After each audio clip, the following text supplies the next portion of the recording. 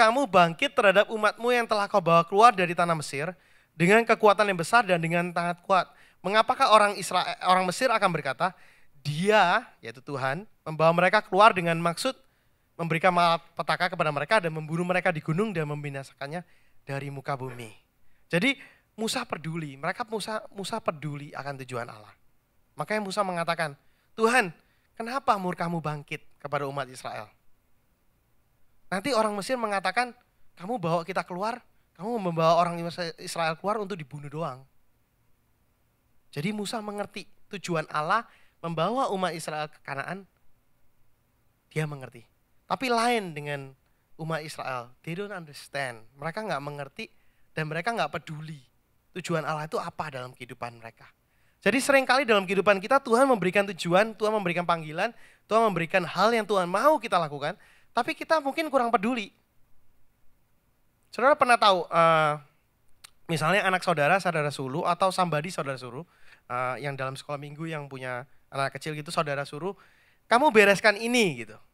Tujuan kamu, waktu kamu menyuruh, waktu kita menyuruh, kita punya tujuan nih. Kalau kamu beresin itu, berarti kamu belajar untuk disiplin, kamu belajar untuk organize, ya kan? Itu tujuan kita. Nah, tapi anak kecil itu mikirkannya adalah, that's not your tujuan, tujuannya adalah supaya lu nyantai, gue yang ngerjain. That's what they think. Seringkali dalam kehidupan kita pun begitu. Tuhan memberikan kita tujuan, tapi seringkali kita nggak gerit karena kita kurang peduli. Mungkin kita nggak peduli. Karena itu bukan tujuan kita. Kita lebih concern about our purpose than God's purpose. Kita lebih concern akan tujuan kita itu gimana sih? Kalau aku mau rumah lebih gede ya, that's my tujuan. Doesn't matter whether tujuan Tuhan begitu enggak. Yang penting itu tujuan kita. Seringkali kita lebih peduli kepada tujuan kita daripada tujuan Allah. Nah, kalau saudara lihat dari kehidupan Musa, Musa menunjukkan, Tuhan kenapa engkau murka? Bukankah engkau mau membawa umat Israel untuk menuju tanah yang kau janjikan? Jadi Musa memikirkan akan tujuan Allah dalam kehidupan mereka. Tapi umat Israel apa yang mereka katakan? Tuhan, itu orang-orang gede-gede, mereka bakal makan kita.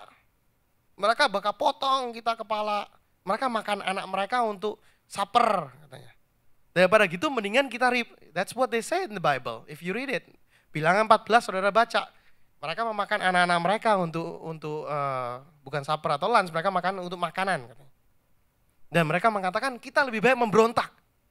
Dan kita pulang, mengangkat leader lain dan kita pulang ke Mesir. Jadi mereka lebih berani. Mereka nggak peduli Tuhan punya calling itu apa dalam kehidupan mereka. Tujuan Tuhan mereka nggak peduli. Itu yang terakhir. Jadi dalam kehidupan kita, seringkali dalam kehidupan kita Tuhan panggil. I want to summarize in these 5 things. 5 summary. Seringkali Tuhan panggil kita, dalam kehidupan kita Tuhan berikan arah tujuan. Tapi there's a lot of, ada lubang-lubang, ada pothole yang kita ada dalam kehidupan kita. Yang pertama yaitu, poin yang pertama, mungkin kita nggak mengerti dan menolak panggilan Allah. Kita nggak ngerti dan kita menolak. Seperti orang Israel. Yang kedua, mungkin kita kurang takut sama Tuhan. Mungkin kita kurang percaya dengan firman yang Tuhan taruh dalam kehidupan kita. Yang ketiga, mungkin kita ada penyembahan berhala dalam kehidupan kita. Ada idolatry, ada hal-hal dalam kehidupan kita yang distract us from what God wants to do. Yang keempat, mungkin kita mempunyai complaining spirit. Yang kelima, mungkin kita kurang peduli akan tujuan Allah dalam kehidupan kita. Orang Israel have this 5 potholes, 5 lubang ini yang membuat mereka gagal di dalam mencapai tujuan. But what I want to share this morning, before I close, there's one more thing I want to share, is there's good news for us. Karena dari 3 juta umat Israel yang keluar, there are 2 people that make it into Kanaan. Dari 3 juta orang yang keluar, ada 2 orang yang make it, yaitu Caleb dan Yosua that make it into Kanaan. Nah itu ada di bilangan 14, saudara bisa baca sendiri.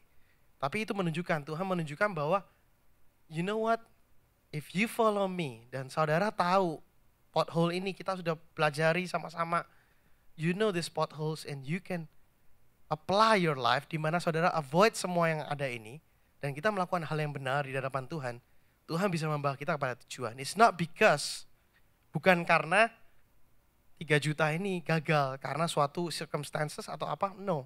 Because you know what, 2 people make it. So it's possible to make it. Ada 2 contoh yang bisa kita pelajarin yang mereka make it. Waktu dikatakan Yosua 1 ayat 1 sampai 2 mengatakan hambaku Musa mati, maka engkau sekarang pergilah. That means Yosua made it. Dari 3 juta orang, 2 orang make it. That means we as a Christian, kalau kita tahu akan 5 pothole yang dialami oleh umat Israel, and we can apply it in our lives, kita bisa mendapatkan arah tujuan yang Tuhan mau dalam kehidupan kita. Arah tujuan yang Tuhan taruh dalam kehidupan kita. Yuk kita doa sama-sama. I just want to close with a prayer.